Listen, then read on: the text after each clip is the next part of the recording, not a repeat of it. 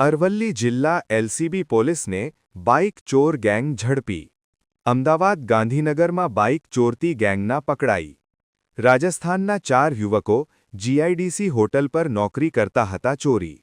મોડાસાના ગાજણ પાસે શંકાસ્પદ હાલતમાં મળ્યા હતા આરોપી.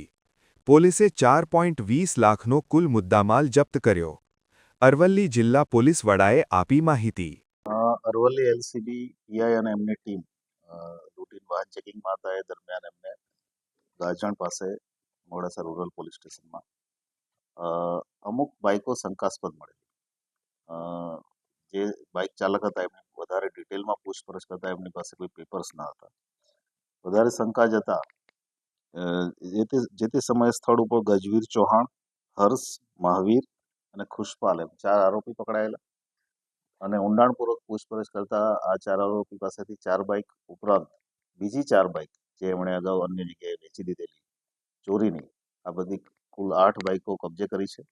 આ બધી જ બાઇકો આ બધા જ આરોપીઓ જે છે અમદાવાદમાં ક્યાંક ને ક્યાંક જીઆઈડીસીમાં કઠવાડા ઓઢવમાં નોકરી કરે છે. મૂળ બધા જ રહેવાસી રાજસ્થાનના છે અને બધી જ બાઇકો એમની પાસે જે મળી છે એ ચોરીની હતી અને એ પહેલાં એમણે અગાઉ ચોરી કરીને 4 બાઇકો વેચી પણ દીધેલી. આ બધા જ બાઇકો 8 બાઇકોના ગુના અમદાવાદના અલગ અલગ પોલીસ સ્ટેશન વસ્ત્રાપુર, રાણી વગેરે પોલીસ સ્ટેશનોમાં ગુના પણ દાખલ થયેલા છે.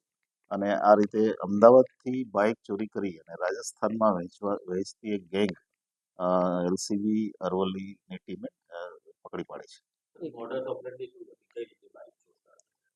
સિમ્પલ બાઇક ચોરીમાં બહુ મોટી મોડસ ઓપરેન્ડી નથી હોતી. એ જે વિસ્તારમાં નોકરી કરે છે, કારણ કે અમદાવાદમાં જ આ બધા નોકરી કરતા હતા, જે વિસ્તારમાં નોકરી કરે છે ત્યાં એમને મોકો મળે ત્યારે બાઇક લઈ ડાયરેક્ટ કરીને નીકળી જવાનું અને સીધા રાજસ્થાનમાં સાવ ઓછા ભાવે વેચી દેવાનું. એક જ પ્રકારની કોઈ બાઇકો જે સામે આવી છે, આ કારણ શું છે? કારણ એ અમુક બાઇકોની ડિમાન્ડ જે છે એ જ્યાં એમનું ઘર છે અથવા જ્યાં એમનું માર્કેટ છે ત્યાં અમુક બાઇકોની ડિમાન્ડ વધારે હોય.